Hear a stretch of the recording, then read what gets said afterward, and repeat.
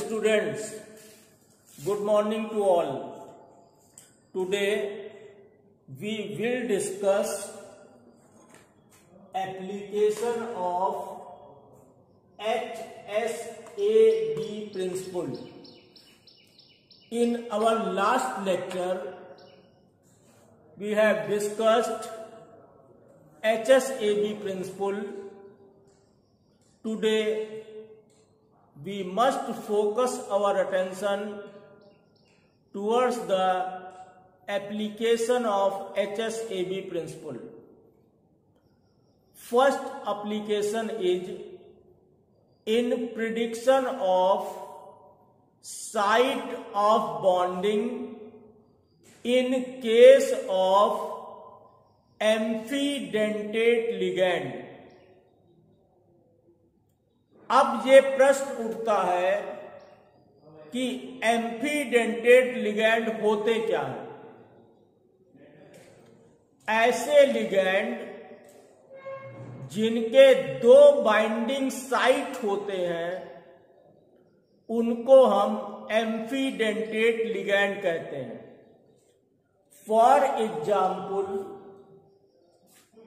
HCN. This ligand had one binding site this, another binding site this. Second one is CN, one binding site this, second binding site this. Third one is NO2, one binding site this, second binding site this. Next one is NCO, one binding site is and other binding site this. तो ऐसे ligand जिनके दो binding site होते हैं उनको हम एम्फीडेंटेट ligand कहते हैं। अब HSAB प्रिंसिपल की सहायता से हम लोग ये पता कर सकते हैं कि लिगैंड की बाइंडिंग साइट कौन सी होगी जो मेटल आयन से बाइंड करती है।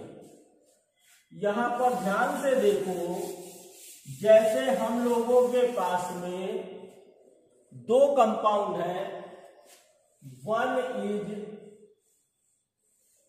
दिस कंपाउंड,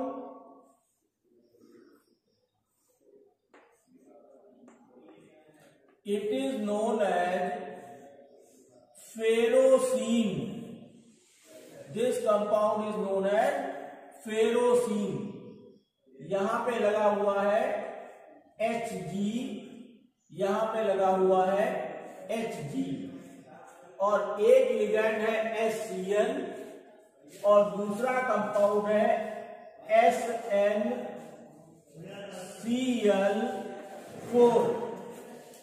अब हम लोग को यह शो करना है कि मरकरी Hg किसके साथ बाइंड होगा और टिन किसके साथ बाइंड होगा। हम बड़ी अच्छी तरह से बता सकते हैं HSAB प्रिंसिपल की सहायता से कि इन दो साइट में इट इज सॉफ्ट, ये सॉफ्ट है, and it is hard, this is hard, और Hg जो हम लोगों का है ये सॉफ्ट है और हम लोग का जो Sn है ये हम लोगों का हार्ड है। तब क्लियरली कह सकते हैं कि Hg की बाइंडिंग S के साथ होगी क्योंकि सॉफ्ट और सॉफ्ट बाइंड करेगा, और N की बाइंडिंग Sn के साथ में होगी जो कि हार्ड और हार्ड बाइंड करेगा। तो इस एग्जाम्पल से तुम अच्छी तरह से समझ सकते हो कि किस प्रकार से एम्फीडेंटेट लिगैंड की बाइंडिंग साइट को हम बता सकते हैं। अगर ये हमारे पास कंपाउंड है और इसको एसटीएन से जुड़ना है तो हम लोग कह देंगे HDS से जुड़ेगा, क्योंकि HD सॉफ्ट है और S सॉफ्ट है। SnCl4 को जुड़ना है तो हम लोग कह देंगे ये नाइट्रोजन के साथ जुड़ेगा, क्योंकि Sn हार्ड है और नाइट्रोजन भी हार्ड है। तो यहाँ पे पहला एप्लीकेशन आके खत्म हो जाता है in prediction of site of bonding in case of ambidentate ligand. अब हम लोग दूसरे एप्लीकेशन पे चलते हैं, in prediction of occurrence of ore. बच्चों, तुम सबको मालूम होगा कि जो हमारे मेटल्स हैं वो जमीन के नीचे कंबाइंड अवस्था में मौजूद रहते हैं और उस कंबाइंड अवस्था को ओर कहते हैं, ORE, ओर।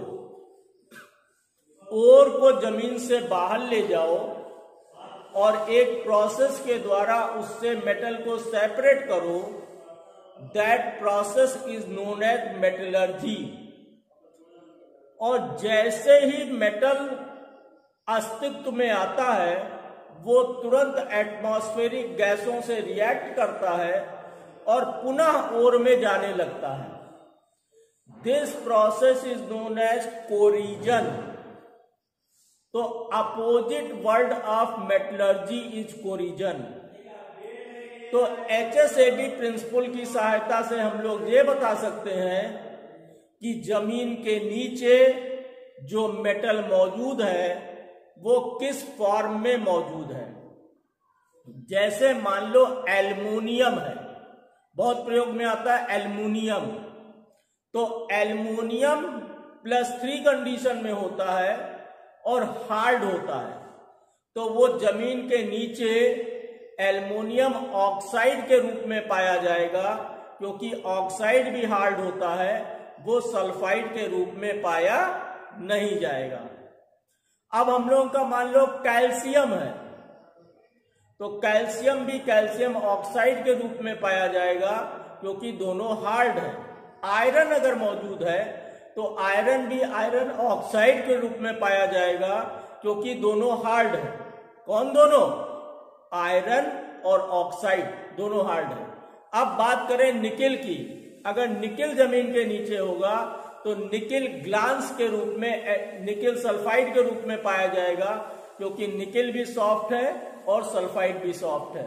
तो ये दूसरा एप्लीकेशन था in prediction of site of bonding in case of ambidentate ligand.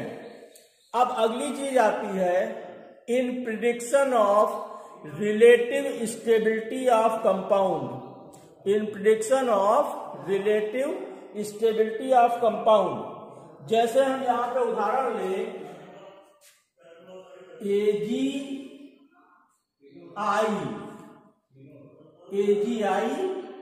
और दूसरा एग्जाम्पल ले AgF,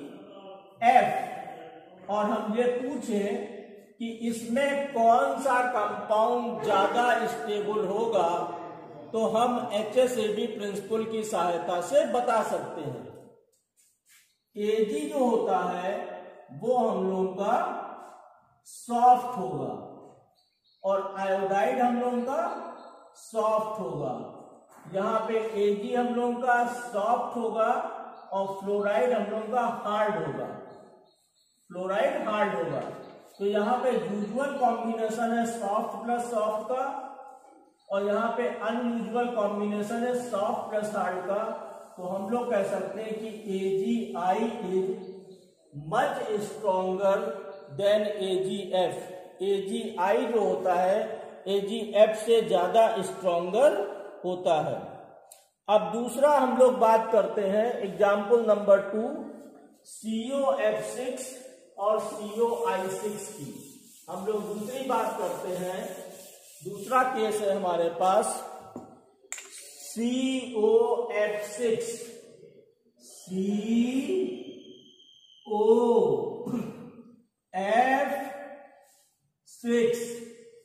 और इसका कंपैरिजन करते हैं COI6 के साथ में और बताते हैं कि दोनों में कौन स्टेबल होगा।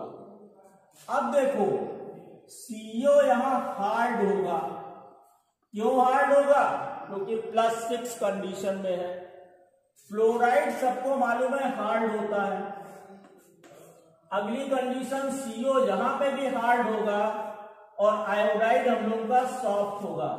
तो यहाँ पे कॉम्बिनेशन है हार्ड प्लस हार्ड का कॉम्बिनेशन, यहाँ पे कॉम्बिनेशन है हार्ड प्लस सॉफ्ट का combination. It is a usual combination, normal combination, it is N unusual combination, abnormal composition. तो COF6 is more stable then COI6। COF6 ज्यादा stable है COI6 की तुलना में। तो अब हम लोग इन दो उदाहरण के साथ सहायता से किसी भी जगह पर अगर एग्जाम्पल दिए हुए हैं तो हम लोग बता सकते हैं कि कौन सा एग्जाम्पल ज्यादा स्टेबल होगा। अब हम लोग बात करते हैं effect on solubility. Application number 3, effect on solubility. अब देखो सॉल्युबिलिटी का नियम होता है लाइक डिजॉल्व्स लाइक। सॉल्युबिलिटी का नियम होता है लाइक डिजॉल्व्स लाइक। तो अगर हार्ड सॉल्यूट है तो वो हार्ड सॉल्वेंट में डिजॉल्व होगा और अगर सॉफ्ट सॉल्यूट है तो वो सॉफ्ट सॉल्वेंट में डिजॉल्व होगा। याद करो, जो हार्ड सॉल्यूट है वो हार्ड सॉल्वेंट में डिजॉल्व होगा और जो सॉफ्ट सॉल्यूट है वो सॉफ्ट सॉल्वेंट में डिजॉल्व होगा। अब application number 4, in prediction of occurrence of chemical reaction. In prediction of occurrence of chemical reaction. अगला हम लोग लिखते हैं in prediction of occurrence of chemical reaction. HSAB principle की सहायता से हम लोग आसानी से बता सकते हैं कि कौन सा रिएक्शन होगा और कौन सा रिएक्शन नहीं होगा। अब जैसे हमारे पास है LiI प्लस CSF, ये दोनों रिएक्टेंट हैं। Both are known as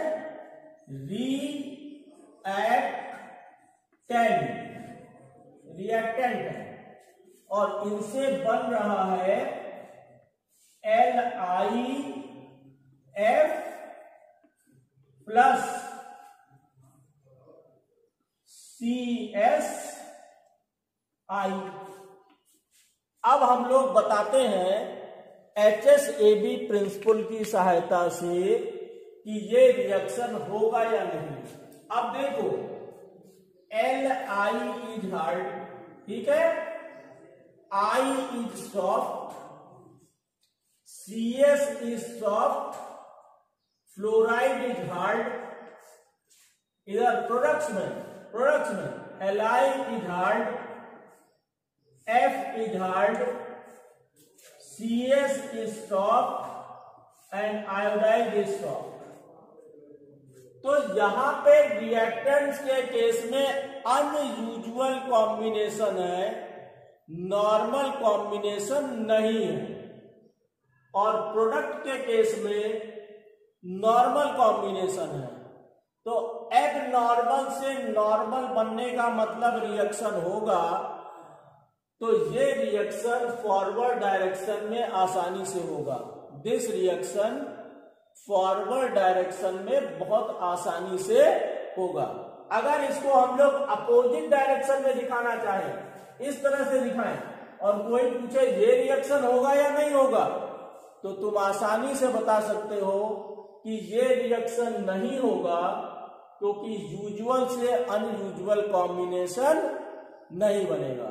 usual से अनयूजुअल कॉम्बिनेशन नहीं बनेगा। तो कॉम्बिनेशन के आधार पर हम लोग बता सकते हैं कि हमारा कौन सा रिएक्शन हो रहा है और कौन सा रिएक्शन नहीं हो रहा है।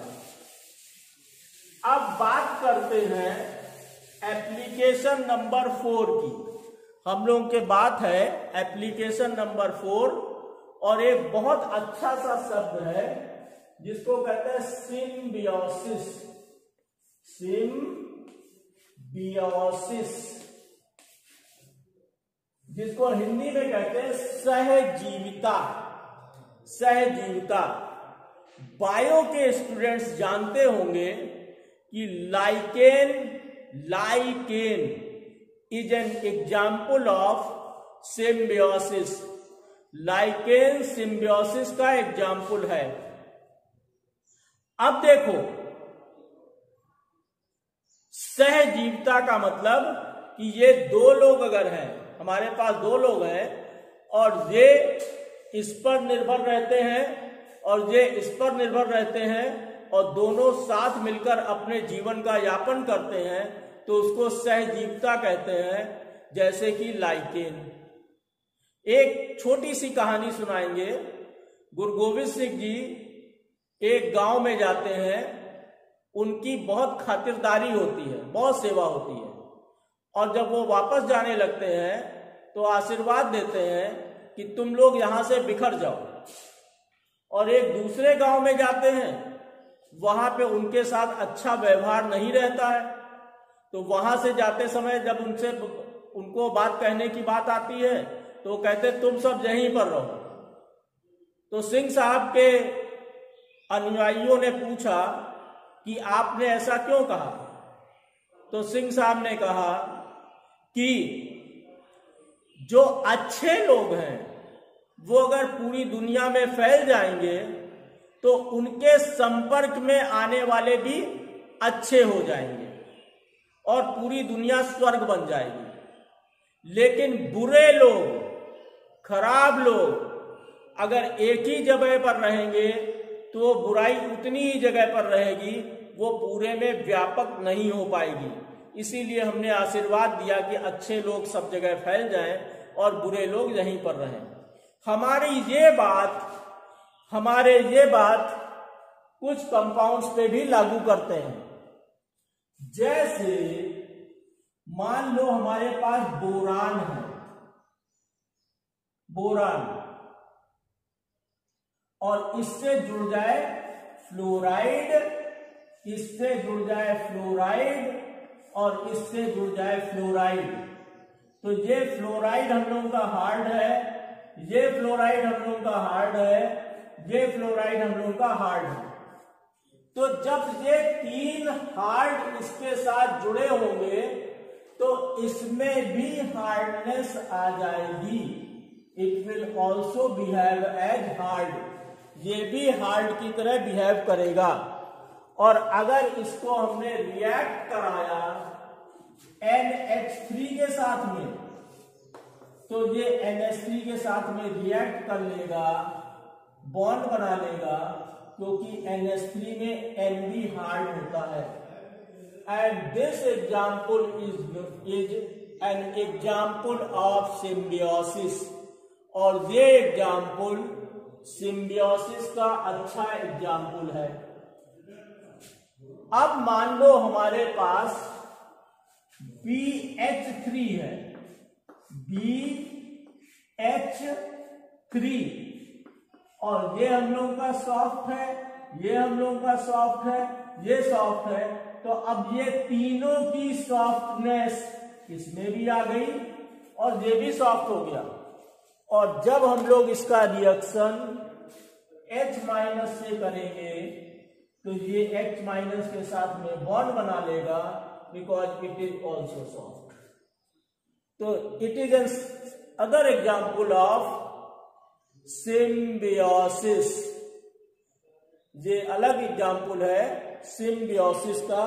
तो इस घटना को हम लोग कहते हैं सिम्बियोसिस, वेरी इंपॉर्टेंट टाइप। अब बात करते हैं थ्योरीज ऑफ HSAB प्रिंसिपल की। थ्योरीज ऑफ HSAB प्रिंसिपल, और उसमें पहली थ्योरी आती है इलेक्ट्रोस्टैटिक थ्योरी। इलेक्ट्रोस्टैटिक थ्योरी ये कहती है कि हार्ड एंड हार्ड कॉम्बिनेशन से आयनिक बॉन्ड बनता है और सॉफ्ट कॉम्बिनेशन से कोवेलेंट बॉन्ड बनता है। दोनों ही बॉन्ड यूजुअल बॉन्ड है और यूजुअल बॉन्ड होने के कारण स्टेबल बॉन्ड है। लेकिन अगर हम हार्ड का सॉफ्ट से या सॉफ्ट का हार्ड से रिएक्शन करा देंगे तो अनयूजुअल बॉन्ड बनेगा और अनयूजुअल बॉन्ड बनने के कारण स्टेबिलिटी नहीं रहेगी। तो इलेक्ट्रोस्टैटिक थ्योरी ये कहती है कि हार्ड का कॉम्बिनेशन हार्ड के साथ में आयनिक बॉन्ड बनेगा और सॉफ्ट का कॉम्बिनेशन सॉफ्ट के साथ में होने पर कोवेलेंट बॉन्ड बनेगा। और जो ये बॉन्ड है ये नॉर्मल बॉन्ड है और नॉर्मल बॉन्ड होने के कारण ये बॉन्ड स्थायी बॉन्ड है। और जबकि हार्ड का सॉफ्ट से इंटरेक्शन कराएंगे तो वो अनयूजुअल बॉन्ड होगा और अनयूजुअल बॉन्ड अनस्टेबल की कंडीशन में जाएगा। अब बात हम लोग करें हार्डनेस और सॉफ्टनेस का रिलेशन इलेक्ट्रोनिगेटिविटी के साथ।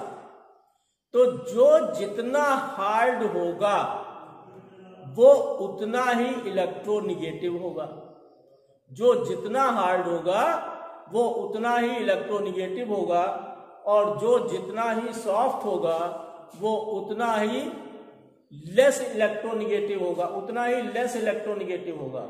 जितना ही सॉफ्ट होगा वो उतना ही लेस इलेक्ट्रोनिगेटिव होगा। तो ये बच्चों पूरी थी हमारी HSAB प्रिंसिपल, उसकी थ्योरी और एप्लीकेशन। अब इस थ्योरी में सबसे बड़ी लिमिटेशन ये थी कि ये पूरी तरह से क्वालिटेटिव थ्योरी थी। It is a complete qualitative theory. Quantitative treatment was given by G Klopman. Quantitative treatment G Klopman ने दिया था, जो तुम्हें आगे के क्लास में पढ़ना है।